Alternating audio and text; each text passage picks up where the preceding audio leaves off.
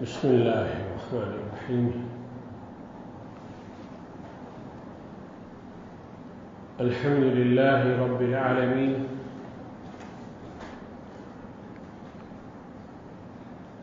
والصلاة والسلام على أشرف الأنبياء والمرسلين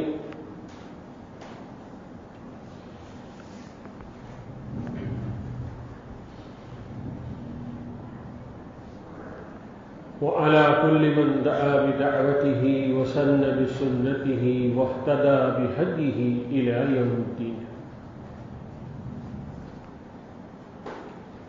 رب اشرح لي صدري ويسر لي أمري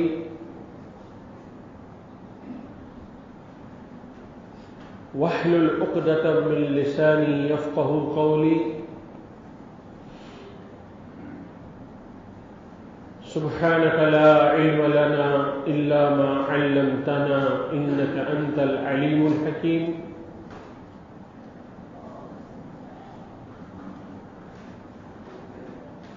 اللهم لا فهم لنا إلا ما فهمتنا إنك أنت الجواد الكريم.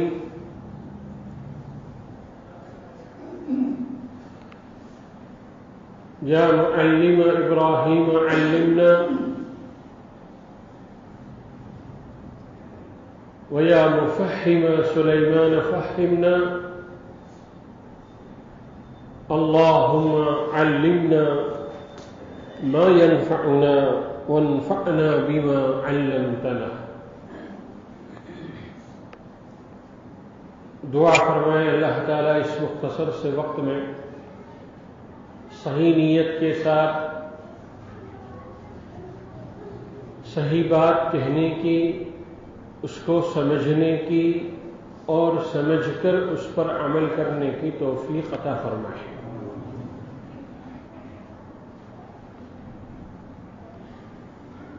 میرے بھائیوں، دوستوں، عزیزوں اور بزرگوں،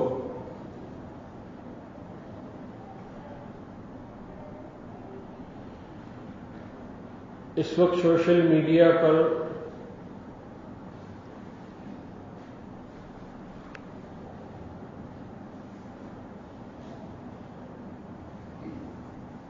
عائشہ عارف کے ویڈیو کو بہت وائرل کیا گیا ہے.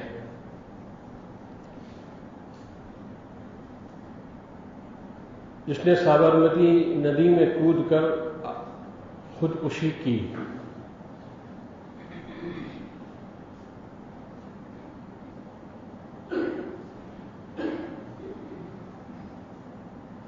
تقریباً یہ خبر عالمی پیمانے پر پھیل چکی ہے اور اس کے رد میں بہت سے بیانات بھی آ چکے ہیں.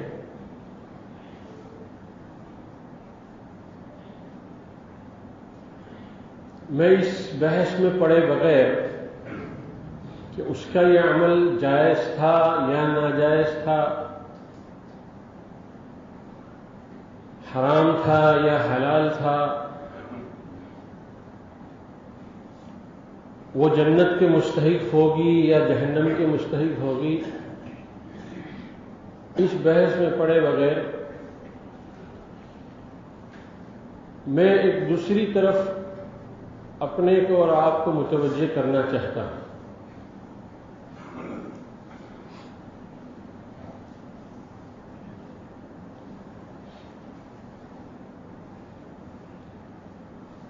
اس بچی کو یہ قدم اٹھانے پر وہ کیوں مجبور ہوئی؟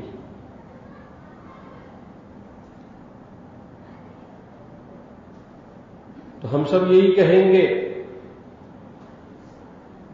کہ سسرال کی ظلم اور زیادتی، جہیز کا مطالبہ اور جہیز نہ لانے پر یا ان کے اپنی منشا اور اپنی خواہش کے مطابق مال اکٹھا نہ کرنے پر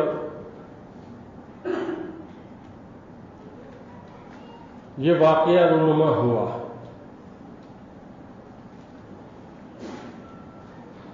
میرے دوست بزرگوں، ایک بات بہت اچھی طرح سمجھ لینی چاہیے کہ اس واقعے نے کم از کم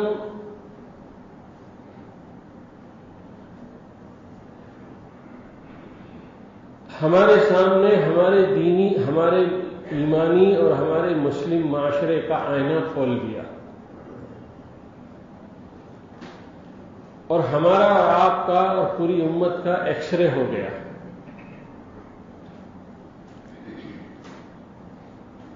اور یہ بات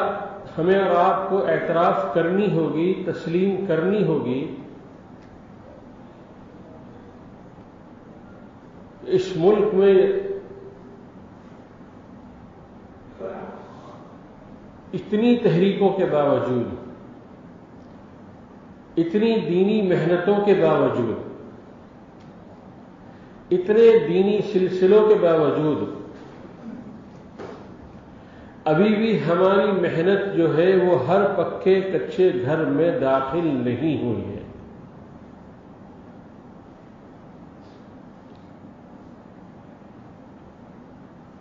اس لیے کہ اگر یہ محنت ہر کچے پکے گھر میں داخل ہوئی ہوتی تو اس محنت کا سب سے بڑا جو عنصر ہے اور اس محنت کا جو سب سے بڑا مفاد ہے، اس کا جو ٹارگٹ ہے، وہ ہے ایمان۔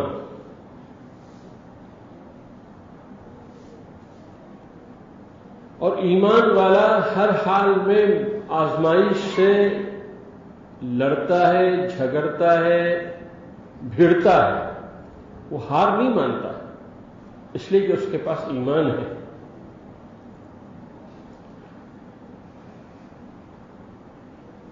تو اس واقعے نے گویا کہ ہمیں یہ آئینہ دکھا دیا کہ ہماری اتنے سالوں کی محنت کے باوجود ہماری محنت ہر پکے کچے گھر میں ابھی داخل نہیں ہوئی ہے۔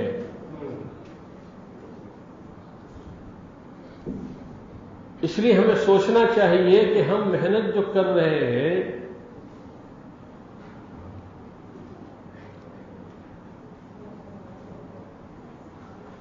وہ ہم یوں ہی رسم کے طور پر کر رہے ہیں، رواج کے طور پر کر رہے ہیں، یا ہم نے تو ایک شیڈیول بنا لیا ہے، ایک نظام الاوقات بنا لیا ہے، ہم اسی نظام الاوقات اور شیڈیول کے ماتحت کر رہے ہیں۔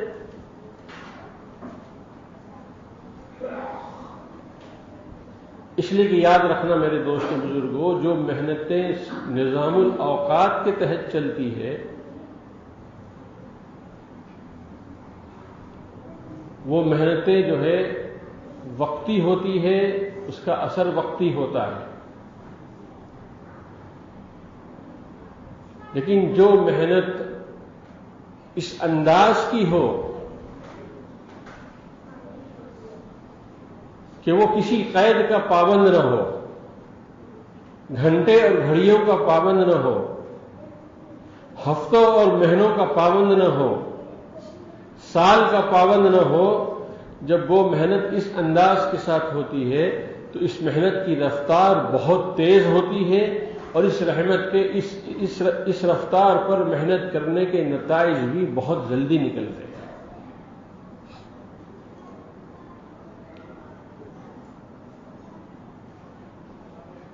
مجھے یاد نہیں یہ جملہ کس کا ہے، اسے بھول رہا ہوں،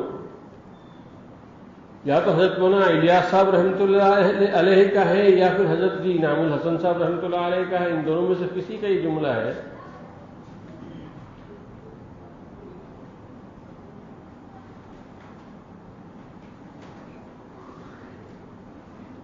کہ کسی نے حضرت سے پوچھا تھا، حضرت جی رحمۃ اللہ علیہ سے، کہ آپ اس محنت سے کیا چاہتے ہیں؟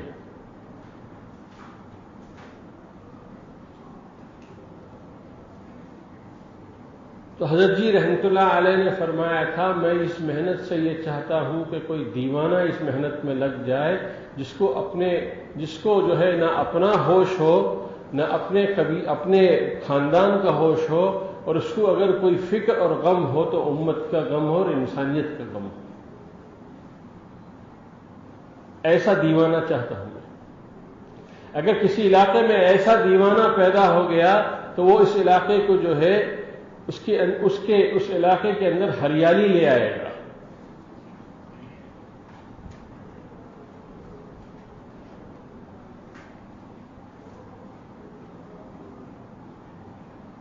اس لیے میرے بھائیوں، دوستوں، عزیزوں اور بزرگوں،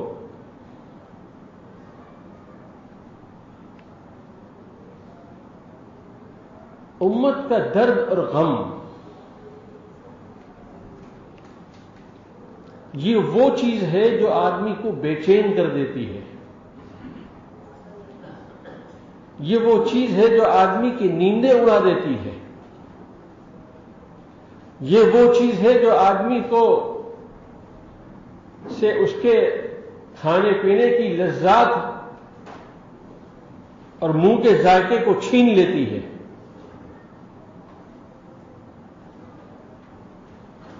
اس کو کسی چیز کا ہوش نہیں ہوتا. اس کو اگر ہوش ہوتا ہے تو امت کا اور انسانیت کا.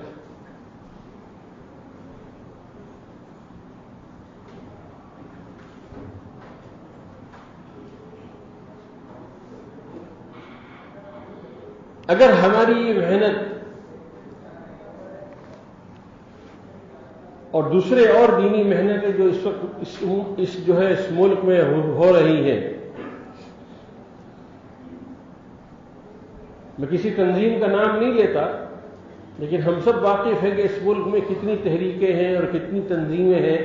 جو اس ملک کے اندر دینی خدمات انجام دے رہی ہے. لیکن میں افسوس کے ساتھ اس بات کو کہنے پر مجبور ہوں کہ ہر تحریک کے فرما روا، ہر تحریک کے کارکنان اور ہر دینی محنت کے افراد وہ ایک شیڈیول اور ایک جو ہے نظام الاوقات کے تحت کام کرتے ہیں. اس کے علاوہ وہ جو ہے ان کے پاس امت کے لیے جھانکنے کا اور امت کے لیے رونے کا اور امت کے درد کو اپنانے کا ان کے پاس وقت نہیں ہے.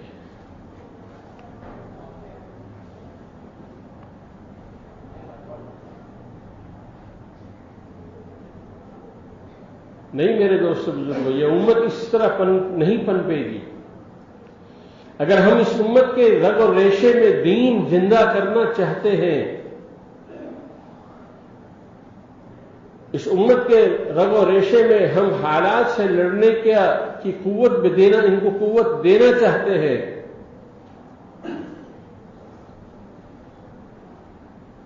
اور اگر ہم اس امت کو آزمائشوں سے کیسے بچنا، اور آزمائش اگر آ جائے من جانب اللہ تو اس کو کیسے اس کے ساتھ معاملہ کرنا، اگر یہ ہم امت کو یہ دے دیتے تو اس طرح کے واقعات نہ پیدا ہوتے اور نہ کبھی پیدا ہوں گے.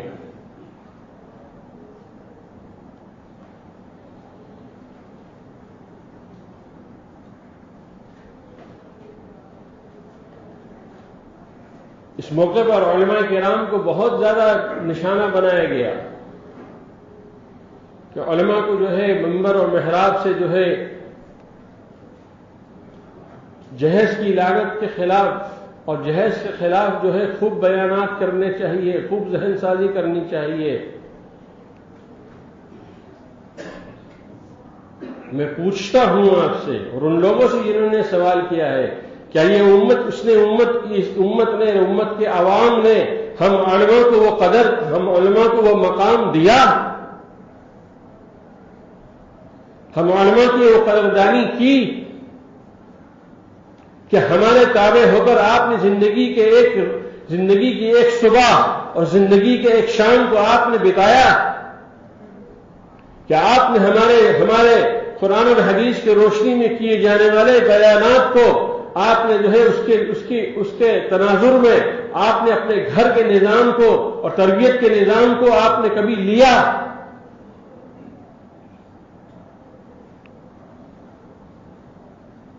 آپ تو علماء کو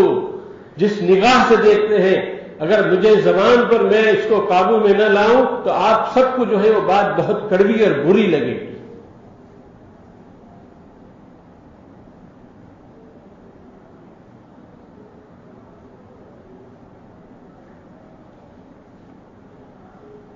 اگر آپ نے اپنے علماء کی قدردانی کی ہوتی، اہل اللہ کی قدردانی کی ہوتی، اور ان کے سامنے اپنے آپ کو سپرد کر کے اور ان کے اشاروں پر اپنی زندگی گزارنے کا آپ نے تہیہ اور فیصلہ کیا ہوتا، تو یہ آپ کے گھر کے اندر بھی وہ حالات نہیں ہوتے جو آج آپ جس گھر کے اندر آپ جو ہے پریشانیوں میں جھوج رہے ہیں۔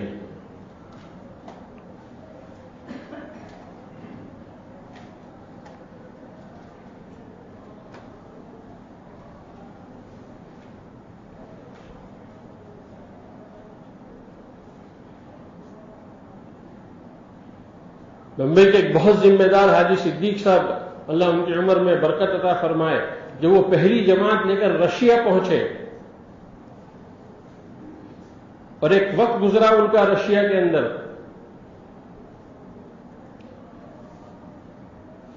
تو انہوں نے معلوم کیا کہ یہاں پر دینی جو زوال آیا ہے اس کی وجہ کیا تھی، کہ یہاں کے لوگ اتنے بے دین اور بددین ہو گئے کہ اب جو ہے کلمے کی آواز سنائی نہیں دیتی، اذان منبر و محراب سے نہیں ہوتی، نہ نمازیں جماعتوں کے ساتھ ہوتی ہے،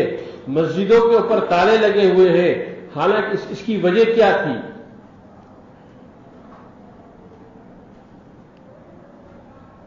وہاں کے لوگوں نے بتلایا کہ سب سے بڑی غلطی جو یہاں کے رہنے والوں سے یہ ہوئی ہے اور باطل اس میں کامیاب ہوا ہے کہ اس نے عوام کو علماء سے کاٹ کر رکھ دیا۔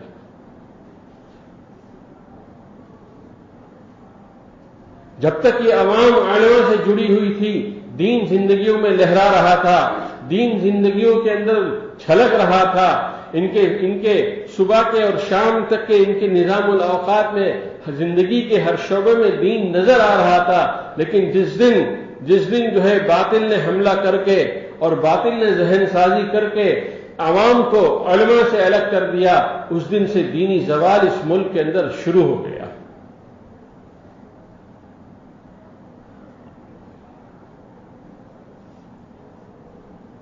علامہ اقبال رحمۃ اللہ علیہ جب پہلی مرتبہ لندن گئے ایک کانفرنس میں،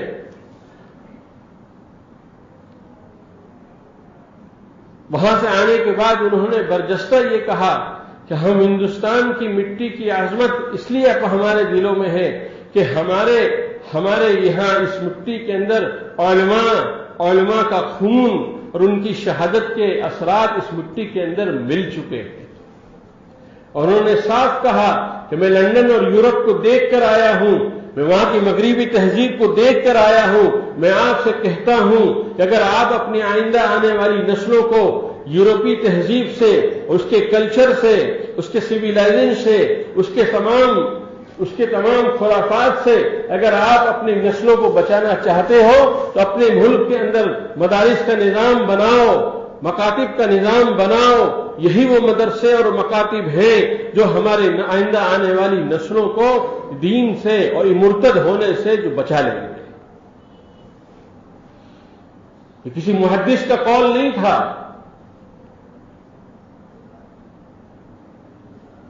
یہ اس کلین شیو علامہ اقبال کا قول تھا جس کو اللہ نے نگاہ دوربین عطا فرمائی تھی۔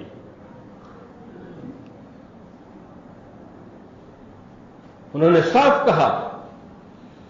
کہ اس ملک میں دین کی بقا کا سب سے بنیادی جو عنصر ہے اور جو تدبیر ہے وہ یہ ہے کہ ہمارے اس ملک کے اندر مکاتب اور مدارس کا نظام کی جال بچھا لیے جائے تاکہ ہمارے بچے بچپن سے لے کر جو ہے وہ جب تک مدرسے اور مکاتب کے اندر رہے وہ ایمان، اعمال اور حضور کی زندگی، سیرت اور آخرت کو سمجھ کر زندگی مسلمان بنے۔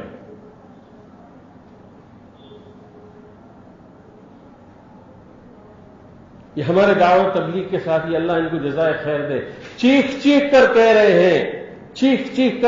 ہیں کہ گھر کے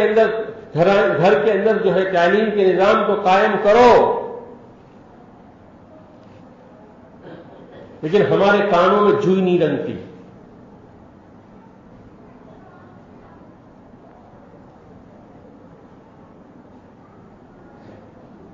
اگر ہم سروے کریں تو میں قسم کھانے کو تیار ہوں کہ 97-98% وہ ہے جو ہے جن کے گھروں کے اندر تعلیم نہیں ہو رہی ہے.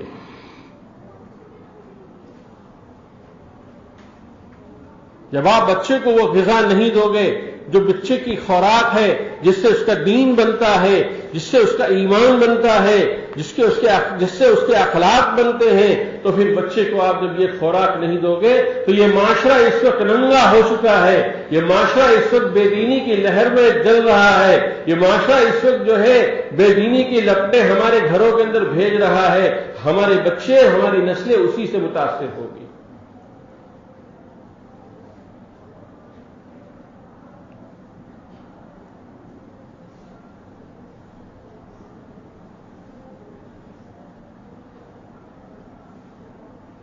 اس لیے ہم جس محنتوں میں لگے ہوئے ہیں ان محنتوں کو روح کے ساتھ کیجیے، دل کے ساتھ کیجیے. جسم کو تھکا دینا کافی نہیں ہے، دل کے اندر چوٹ ہونی چاہیے، دل کے اندر درد محسوس ہونا چاہیے. یہ محنتیں زبان کی لچھے دار تقریر کی محنتیں نہیں ہیں، یہ دل کو اللہ کے سامنے آہ و بقا کرنے کی یہ محنت ہے کہ دل رو رہا ہو، دل تڑپ رہا ہو، دل جو ہے وہ جو ہے تکلیف کو محسوس کر رہا ہو.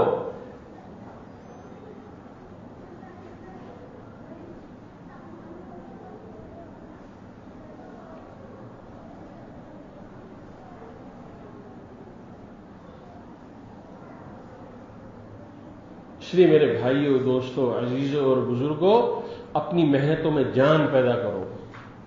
اپنی محنتوں کے اندر جو ہے اللہ سے مانگو کہ اللہ آپ کو اور مجھ کو جو ہے اللہ جو ہے وہ دھڑکتا ہوا دل دے جس کے اندر امت کا غم اور امت کا درد ہو جائے، پیدا ہو جائے.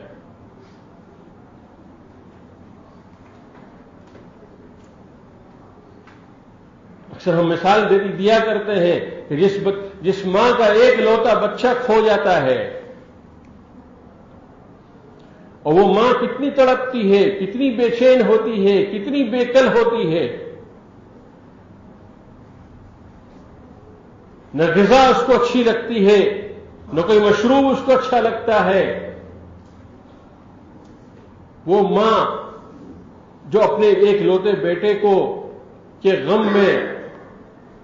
اور اس کے درد میں پڑی ہوئی ہے، جب وہ اپنا دل کا درد سنانے کے لیے کسی کے پاس جاتی ہے تو وہ کوئی اشعار نہیں پڑھتی ہے، وہ کوئی قافیہ اندازی نہیں کرتی ہے، وہ کوئی لچھےدار تقریر نہیں کرتی ہے، وہ کوئی بنا بنایا مضمون نہیں پڑھتی ہے. اس ماں کے چہرے کو دیکھ کر، اس کی آنکھوں کے آنسوؤں کو دیکھ کر، اس کی سرسراتی ہوئی زبان کو دیکھ کر، کپ کپاتے ہوئے ہونٹوں کو دیکھ کر سامنے والا سمجھ لیتا ہے کہ یہ عورت وہ ہے جو اپنے اندر بہت بڑا درد لیے بیٹھی ہوئی ہے. جب اس سے کوئی پوچھتا ہے کہ کیا ہو گیا بڑی بھی، تو یہی کہتی ہے ہائے ہائے ہائے میرا بچہ کھو گیا. اس کے یہی دو الفاظ ہوتے ہیں. وہ تقریر نہیں کرتی، وہ پامفلیٹ نہیں بانٹتی، وہ اشتہار نہیں لگاتی، وہ ڈیبیٹ نہیں کرتی، وہ جو ہے مشاعرے کے عنوان پر اپنے بچے کے درد کو بیان کرنے کے لیے شاعروں کو نہیں بلاتی. اس کے اندر ایک درد ہوتا ہے، ایک کرب ہوتا ہے، ایک بے چینی ہوتی ہے، اس کا حال ایسا ہوتا ہے کہ جیسے جو ہے مچھلی کو سمندر سے باہر نکال کر ڈال دیا جائے، جس طرح وہ تڑپتی ہے مچھلی، وہ ماں اسی طرح تڑپتی ہے.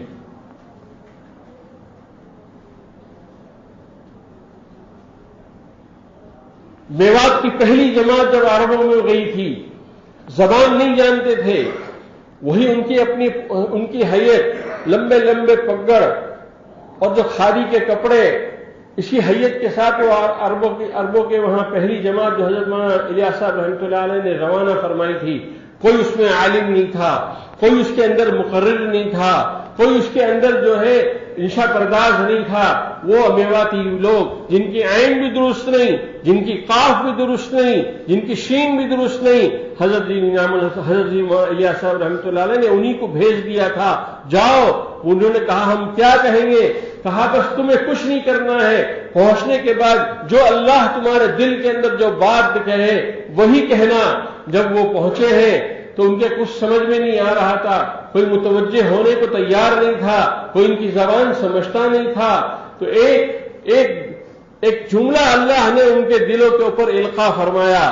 النار فی حدیقۃ النبی صلی اللہ علیہ وسلم، النار فی حدیقۃ النبی صلی اللہ علیہ وسلم، النار فی حدیقۃ النبی صلی اللہ علیہ وسلم۔ اے مسلمانوں، حضور کے باغ میں آگ لگ چکی ہے، اے مسلمانوں، حضور کے باغ میں آگ لگ چکی ہے۔ یہ وہ نعرہ تھا جس نے عربوں کو اٹھایا تھا، جھنجھوڑ کے رکھ دیا عربوں کو کہ یہ کون دیوانے ہیں، یہ کون مستانے ہیں، کون سا اس کو غم ہے، کیسا ان کو درد ہے جو اتنے لمبی مسافت طے کر کے ہمارے ملک میں آ رہے، نہ ہماری زبان کو جانتے ہیں نہ ہمارے نظام کو جانتے ہیں، یہ ایک ہی رٹ لگائے ہوئے ہیں، النار فی حدیقۃ النبی صلی اللہ علیہ وسلم، کہ اے مسلمانوں، اے عربوں، تمہارے حضور کے باغ میں جو ہے آگ لگ چکی ہے۔ اس کو کہتے ہیں امت کا درد، اس کو کہتے ہیں امت کا غم۔ اللہ اس کا کوئی حصہ ہمیں اور آپ کو نصیب فرما دے۔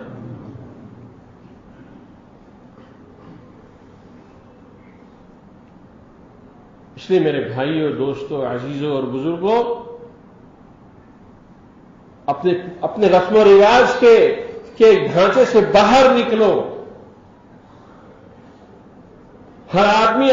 طے کر لے کہ مجھے اپنے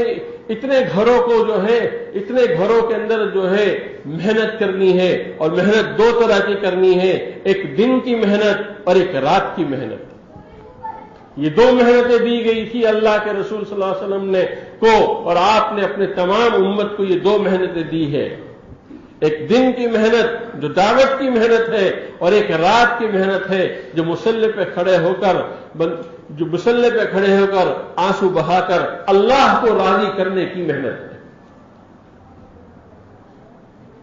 یا ایھا المدثر قم فانذر وربک فصبر، یہ دن کی محنت تھی،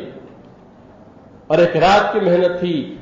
یا ایھا المزمل قم اللیل الا قلیلا نصفہ او انقص منہ قلیلا او زد علیہ ورتل القرآن ترتیلا۔ نہ ہم سے دن کی محنت ہو رہی ہے، اور نہ ہم سے جو ہے راتوں کی محنت ہو رہی ہے۔ ایک زمانہ تھا کہ جماعتیں اللہ کے راستے میں نکلتی تھی تو آہ و بکا کے ذریعے سے پوری بستی کے اندر شور ہو جایا کرتا تھا، رونے کی آوازیں محلے کے لوگ محسوس کر لیا کرتے تھے کہ رات کے اندھیریوں میں یہ کون لوگ ہیں جو اتنا رو رہے ہیں، ان کو کیا غم ہے، کیا ان کی بیٹی کی شادی کا مسئلہ ہے، کیا ان کے کسی عزیز کے مرنے کی خبر کا مسئلہ ہے؟ نہیں، جب لوگ دیکھتے تو یہ کہتے کہ نہیں، ہمیں اس کا کوئی غم نہیں ہے، ہمیں اس امت کے دین کیسا زندہ ہو اور یہ امت کیسے کامیاب ہو جائے، ہمیں اسی کا غم ہے اور اسی کی ہماری دعائی ہے۔ اللہ معاف فرمائے کہ آج جو ہے نہ دن کی محنت ہم اس انداز کی کر رہے ہیں جس کو کس طرح کرنی چاہیے، اور رات کی محنت تو اللہ بہت ہی اس کو معاف فرمائے کہ جو ہے رات کی محنت تو ہم سے چھوٹتی جا رہی ہے۔ ہم میں سے کتنے ہوں گے، ہر آدمی اپنے گریبان میں منہ جھانک کر خود دیکھ لے کہ کتنے ہیں کام میں لگنے ہوئے احباب یا تحریکوں کے ذمہ داران یا ملک کے مختلف کونوں میں تحریکیں چلانے والے کتنے افراد ایسے ہیں جو رات کو اٹھ کر اللہ کے سامنے مانگتے ہوئے، یہ ہر آدمی اپنے گریبان کے اندر منہ جھانک کر دیکھ لے۔ جب تک یہ دو محنتیں مزاج نبوت کے ساتھ زندہ نہیں ہوگی جب تک اس امت کے اندر کوئی انقلاب نہیں آئے گا۔ یہ ایک واقعہ نہیں، ایسے ہزاروں واقعات آ سکتے ہیں۔ یہ تو ایک واقعہ ہمارے سامنے آ گیا، اس سے پہلے پتہ نہیں کتنے واقعات ہو چکے ہوں گے، لیکن اس واقعے نے ہم کو یہ آئینہ دکھلا دیا کہ ہماری محنتیں ابھی تک ہر گچھے ہر پکے گھر کے اندر نہیں پہنچی ہے، اور اس کے ذمہ دار ہم ہیں۔ اس کو کل قیامت کے دن اگر پوچھا گیا، جس طرح حضرت عمر رضی اللہ تعالیٰ عنہ نے کہا تھا کہ کل اگر قیامت کے دن مجھ سے یہ پوچھا جائے گا کہ تمہارے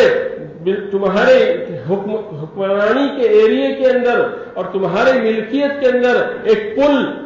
پل جو ہے ٹوٹ گیا، جس کے اوپر سے گر کر ایک کتا جو ہے مر گیا، کل اللہ نے اگر مجھ کو پوچھ لیا کہ عمر تیری حکمرانی کے اندر پل کے ٹوٹنے کی وجہ سے یہ جانور کیسے مرا، تو یہ عمر اللہ کو کیا جواب دے گا؟